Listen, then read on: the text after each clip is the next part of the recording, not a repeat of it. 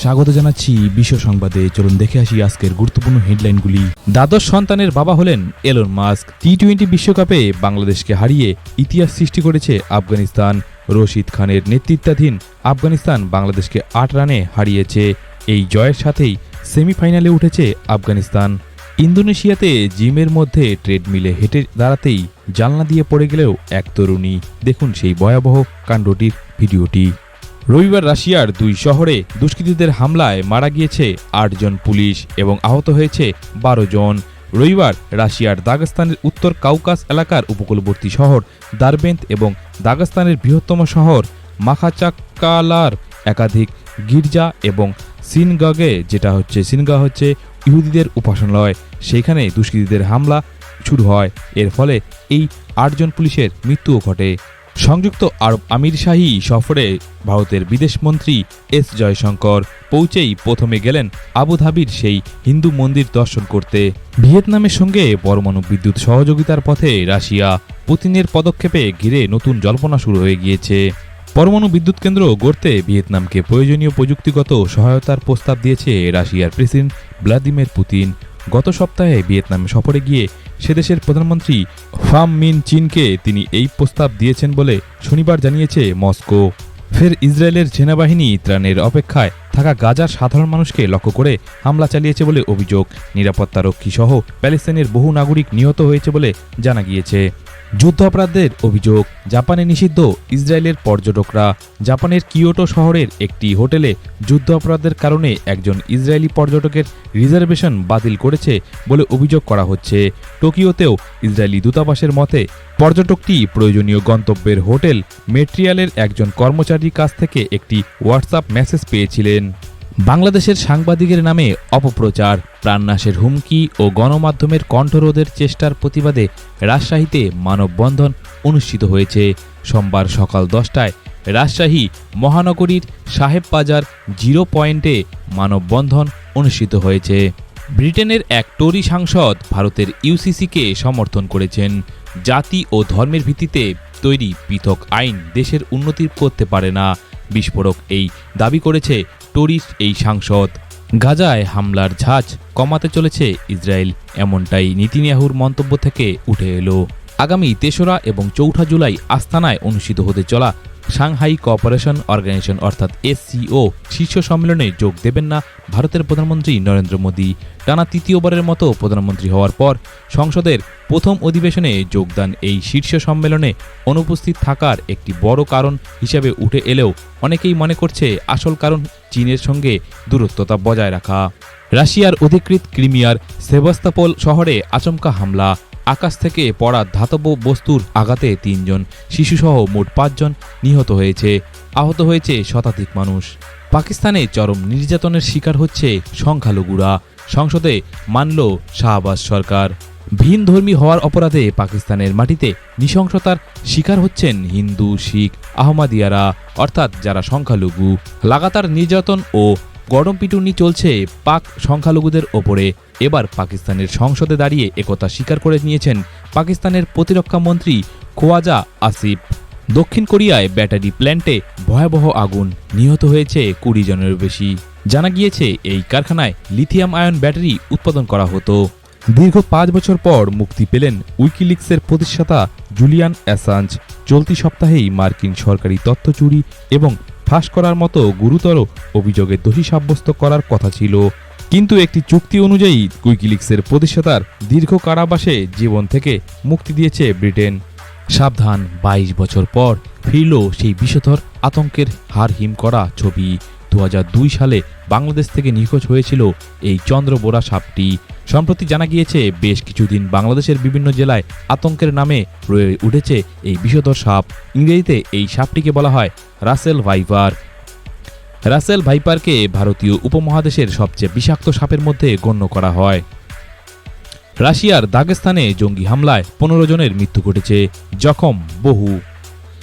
ভয়াবহ জঙ্গি হামলার কবলে রাশিয়া।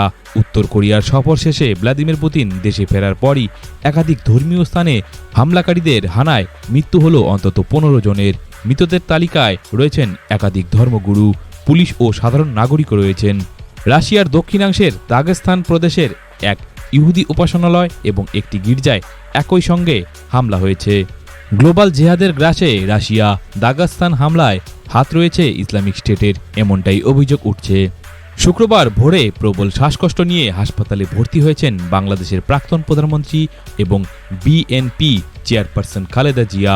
রবিবার বিকালে তার বুকে প্রেসমেকার বসানো হয়েছে। এরপর তাকে 72 ঘন্টার জন্য তাকে পর্যবেক্ষণে রাখা হয়েছে এবং সোমবারও তার স্বাস্থ্যের জন্য কিছু পরীক্ষাও করা হয়েছে। রাশিয়া ও ইউক্রেনের মধ্যে যুদ্ধ চলছে। পাশ থেকে সাপোর্ট করছে ইউক্রেনকে আমেরিকা এবং ইউক্রেনে দেখা যাচ্ছে ভয়ঙ্কর এক ঘটনা। ইউক্রেনের মহিলা সেনাদের অধিকাংশই এর আগে কখনোই যুদ্ধ লড়েনি। সেনাবাহিনীর কাজ নিয়েও তেমন ধারণা ছিল না এই মহিলাদের। তাদের মধ্যেই অনেকে হলেন পেশাদার মডেল, কেউ বা স্কুলের শিক্ষিকা, কেউ আবার কোনো হোটেলের রাঁধুনি কাজ করতেন। কিন্তু দেশের স্বার্থে, দেশকে রক্ষা করতে সেই সব মহিলারা রাধে এবং চুল ও বাঁধের মতো মন্ত্র যেন সফল করে তুলল। তাইওয়ান ও চীনের মধ্যে ফের উত্তেজনার সৃষ্টি হয়েছে। তাইওয়ান নিউজ রিপোর্টে উঠে এসেছে জাতীয় প্রতিরক্ষা মন্ত্রকের তথ্য। জানা গিয়েছে যে রবিবার সকাল 6টা থেকে সোমবার স্থানীয় সময় সকাল 6টার মধ্যে তাইওয়ানের আশেপাশে 23টি চীনা সামরিক বিমান এবং 7টি নৌজাহাজ শনাক্ত করেছে। আমেরিকার কানেকটিকাট অঙ্গরাজ্যে রমনি ড্রেসরানভিল নামে এক 41 বছর বয়সী ব্যক্তিকে গ্রেপ্তার করেছে স্থানীয় পুলিশ। তিনি তার 2 সন্তানকে সমুদ্রে ডুবিয়ে মারার চেষ্টা করছিলেন, এমনই অভিযোগ উঠেছে তার বিরুদ্ধে। এবার রাজনীতিতে ঢুকে পড়ল এআই। 4ই জুলাই ব্রিটেনের সাধারণ নির্বাচন, আর এই নির্বাচনে প্রতিদ্বন্দ্বিতা করতে চলেছে এআই প্রার্থী এআই স্টিভ। জিতে গেলে অবশ্য ব্রিটেনের পার্লামেন্টে এই এআই বসবে না। আসলে এই এআই প্রার্থীর পিছনে রয়েছে একজন মানুষ। এআই সংস্থা নিউরাল ভয়েস এর চেয়ারম্যান স্টিভ অ্যান্ডাকট। ব্রিটেনের ব্রাইটন প্যাভিলিয়ন নির্বাচন এলাকা থেকে প্রতিদ্বন্দ্বিতা করছেন তিনি। আবুধাবি গিয়ে হিন্দু মন্দির দর্শন করলেন ভারতের বিদেশমন্ত্রী এস জয়শঙ্কর এবং বৈঠক করলেন আমির শাহীর বিদেশমন্ত্রীর সঙ্গে। কপালে সহ্য হলো না লক্ষ লক্ষ টাকা। সিঙ্গাপুরের ক্যাসিনোতে 4 মিলিয়ন জিতেই চিরঘুমে জয়ী, অর্থাৎ মারা গিয়েছেন তিনি। মৃত্যুর সংখ্যা 1300 পেরোলেও সৌদিতে অধিকাংশই নথিভুক্তহীন হজ যাত্রী। সৌদি সরকার জানিয়েছে অত্যাধিক গরমের কারণেই এই মৃত্যু ঘটেছে।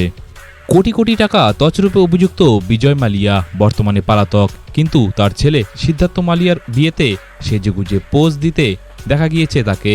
দীর্ঘদিনের প্রেমিকা জেসমিনের সঙ্গে গাঁটছড়া বেঁধেছেন তার ছেলে সিদ্ধার্থ। দেখুন সেই ভারতের টাকা চুরি করে নিয়ে যাওয়া বিজয় মালিয়ার তার ছেলে, অর্থাৎ চোরের ছেলের সেই বিবাহের ফুটেজ। দেশে পালাতক, বিদেশে ছেলের বিয়েতে খোশ মেজাজে ঋণ খেলাপি চোর বিজয় মালিয়া। চোরে চোরে মাস্তুতো ভাই বিজয় মাল্যের ছেলের বিয়েতে হাজির হলো ললিত মোদিও। তাইওয়ানের প্রেসিডেন্ট লাই চিংতে বলেছেন, তাইওয়ানের জনগণকে শাস্তি দেওয়ার বা তাদের অধিকার খর্ব করার কোনো এখতিয়ার নেই চীনের। তাইওয়ানের স্বাধীনতার কট্টরপন্থী সমর্থকদের মৃত্যুদণ্ড দিতে চীনের হুমকির পরিপ্রেক্ষিতে গতকাল সোমবার তিনি এই কথা বলেন। তিনি আরও বলেছেন, চীনের উচিত তাইওয়ানের বৈধভাবে নির্বাচিত সরকারের সঙ্গে কথা বলা এবং দেশটির অস্তিত্ব স্বীকার করে নেওয়া। ভিয়েতনামে পারমাণবিক বিদ্যুৎ কেন্দ্র নির্মাণে সহায়তা করবে রাশিয়ার প্রেসিডেন্ট ভ্লাদিমির পুতিন। রুশ প্রেসিডেন্ট ভ্লাদিমির পুতিনের হানায় সফরের সময় ভিয়েতনাম সরকারকে এই প্রস্তাব দেওয়া হয়েছে। রক্তাক্ত এক প্যালেস্তাইনিকে গাড়ির সঙ্গে বেঁধে নিয়ে যাচ্ছে ইসরায়েলের সেনাবাহিনী। সামাজিক যোগাযোগ মাধ্যমে এই ঘটনার এই ভিডিওটি ছড়িয়ে পড়েছে। ভিডিওতে দেখা যাচ্ছে ইসরায়েলের সেনাবাহিনী চলন্ত গাড়ির বনেটের ওপর রক্তাক্ত এক ব্যক্তিকে বেঁধে নিয়ে যাচ্ছে। এই ঘটনা নিয়ে আইডিএফের বিবৃতিতে জানা গিয়েছে, শনিবার সকালে ওয়াদি বুরকিন এলাকায় সন্দেহভাজনদের ধরতে গিয়ে সন্ত্রাস বিরোধী অভিযানের সময় সন্ত্রাসীরা সেনাবাহিনীকে লক্ষ্য করে গুলি চালায়। সেনা সদস্যরাও পাল্টা গুলি চালায়। এই সময় একজন সন্দেহভাজন ব্যক্তি আহত হয়ে যায়। নিয়ম ভেঙে তাকে গাড়ির সামনে বেঁধে নিয়ে ইসরায়েলি সেনারা যেতে শুরু করে। বিদ্যুৎ বিভ্রাটের কারণে যুক্তরাজ্যের ম্যানচেস্টার বিমানবন্দরে প্রধান 2টি টার্মিনালের সব ফ্লাইট বাতিল হয়ে গিয়েছে। এতে ভোগান্তিতে পড়েছে যাত্রীরা। টার্মিনাল 1 এবং 2 এর হাজার হাজার যাত্রীকে পরবর্তী নোটিশ না দেওয়া পর্যন্ত বিমানবন্দর বন্ধ রেখেছে উড়ান। অবৈধভাবে হজে গিয়ে মক্কায় মৃত্যু ঘটল 1300 জনের। বিবৃতি দিয়ে হজযাত্রীদের মৃত্যুর খবর প্রকাশ করল সৌদি আরব সরকার। ফারাক্কা গঙ্গা চুক্তির মেয়াদ নবীনীকরণের পথে ভারত এবং বাংলাদেশ, কিন্তু তাতে বাংলাদেশ উপকৃত হলেও বন্যা প্লাবিত হতে পারে ভারতের পশ্চিমবঙ্গ রাজ্যটি। এমনই আশঙ্কা প্রকাশ করছে পশ্চিমবঙ্গের শাসক দল তৃণমূল কংগ্রেস। শনিবার দিল্লিতে ভারতের প্রধানমন্ত্রী নরেন্দ্র মোদীর সঙ্গে বৈঠক করেন বাংলাদেশের প্রধানমন্ত্রী শেখ হাসিনা।